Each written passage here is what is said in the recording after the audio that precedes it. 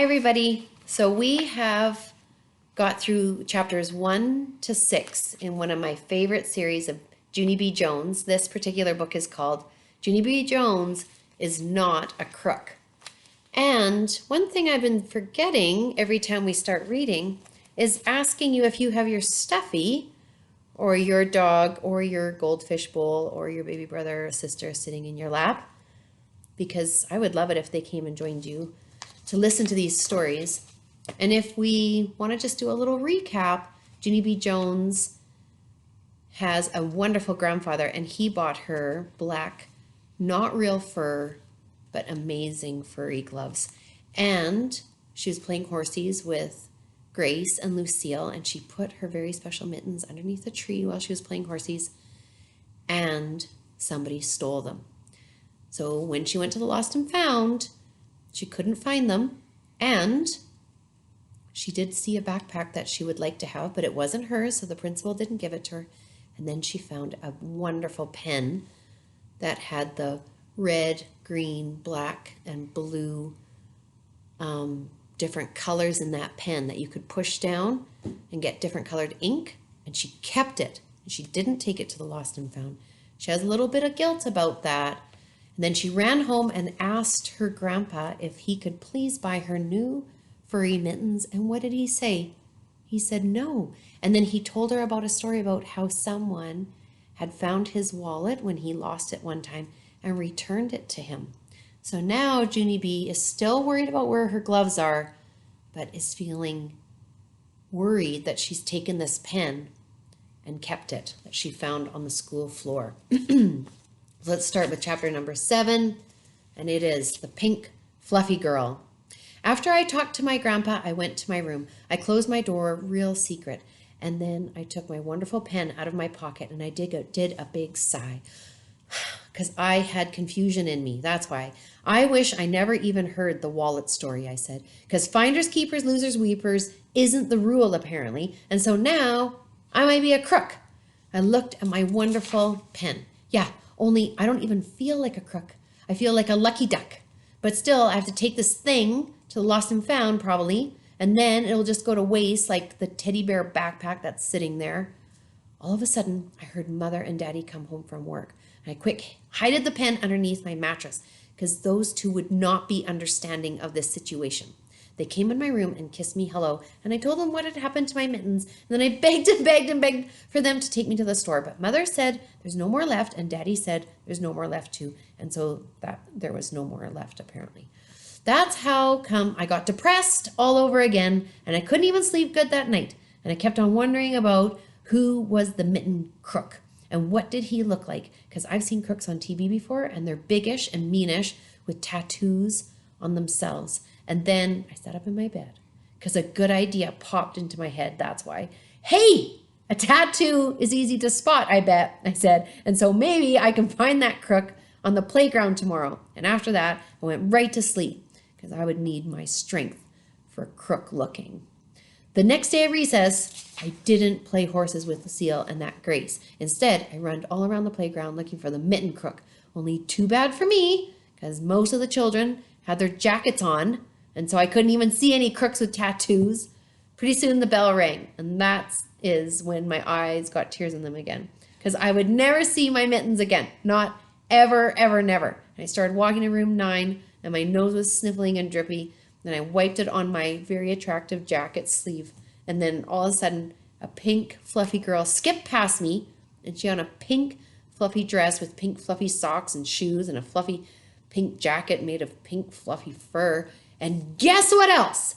She had black furry mittens in her pink fluffy pockets. And my eyes got big and wide.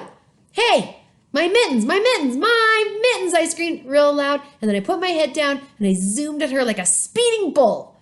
Mrs. saw me running, and she grabbed me by my very attractive winter jacket, and I jumped up and down and pointed, that pink fluffy girl stole my mittens. She's the crook. Only her jacket is covering up her tattoo, and so that's what had me stumped. The Mrs. called to the pink fluffy girl, and she skipped over to where we were, and I kept on jumping up and down. You stole them, you stole my mittens, I said. No, I didn't, she said back. I didn't steal thing. I found these mittens. They were right in the grass, and so I thought nobody wanted them. And there she is. You can see her fluffy mittens hanging out of that pink fluffy girl's jacket. I did, I yelled. I wanted them. My Grandpa Miller bought them for no good reason, and I have been worrying about them all day and all night, and that is called heartache, madam. Mrs. said to hush my voice, and she took my mittens away from the pink fluffy girl and gave them back to me, and then she bended down and she talked to the pink fluffy girl real serious. Even though you thought no one wanted these mittens, it was wrong of you to take them, she told her, and the pink fluffy girl pointed at me. But she didn't even take good care of them, she said, and I stamped my foot. Yes, I did. I did too take care of them. I left them with my attractive winter jacket, because I didn't even know there were crooks at this place. Mrs. said, hush to me again. You should have taken them to the lost and found, she told the pink fluffy girl. Yeah, because when I would have found them when I looked there, I said. And so what do you think that box is there for? My health? And the pink fluffy girl started to cry. But I really, really love them, she said. Mrs. smoothed her hair. I'm afraid that's not the issue, she said. Yeah, we're afraid that's not the issue, I said, because finders creepers isn't the rule, apparently. And so from now on, if you find my stuff, you have to take it to the lost and found. Plus, also, you can put it in my grandpa's mailbox, because that's where he got his wallet back. And Mrs. looked at me a real long time, and she said I was getting on her nerves. And after that, she held the pink fluffy girl's hand and they went to talk to her teacher. I just love this book so much. Okay, I quick put my mittens on, then I buried my face in their black furry fur and I danced around real joyful. Chapter 8, I am not a crook. The next day I went to principal's office and the grouchy typing lady looked over the counter at me and I rocked back and forth on my feet. Yeah, only I'm not even bad again, I said, and I need to go to the lost and found, and that's all. And the grouchy typing lady opened up the closet and she pulled out the big box, and just then the phone rang and she hurried up to answer it. I quick bended down and digged my hands in the lost and found, and then my heart got very thrilled because I saw that wonderful teddy bear pack back again. That's why. And I snuggled my face in his tummy. I still love this softy guy, I whispered, and I put him on my back and I skipped all around, and the grouchy typing lady hanged up the phone. Did you lose that too? She asked me. Is that why you're here? And I kept on standing there and standing there. Well, she said, and finally I did a big sigh, and then I walked very slow back to the box. And I took off the teddy backpack. No, I said, not why. And after that, I reached in my pocket and I pulled out my wonderful pen. I found this, I said. It was on the floor by the water fountain, and I really, really love it. Only that is not the issue.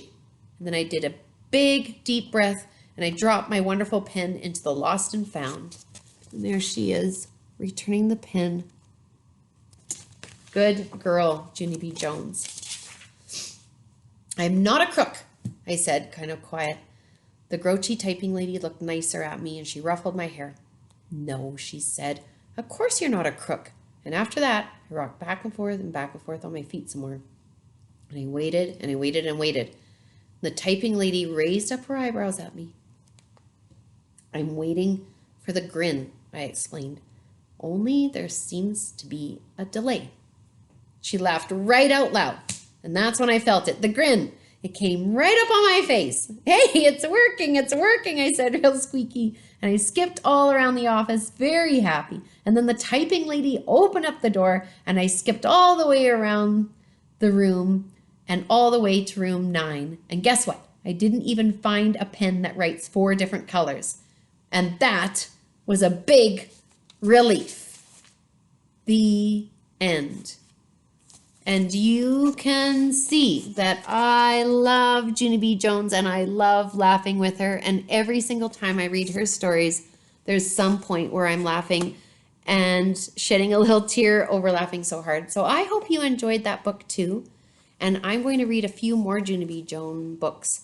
And if you want to hear any stories, you can just email me, Mrs. Johnston, in the Learning Commons, and I can pick out a book that you might like to hear me record, or we can do some more Junie B. Jones books. All right, have a wonderful day, and we'll talk to you soon. Bye.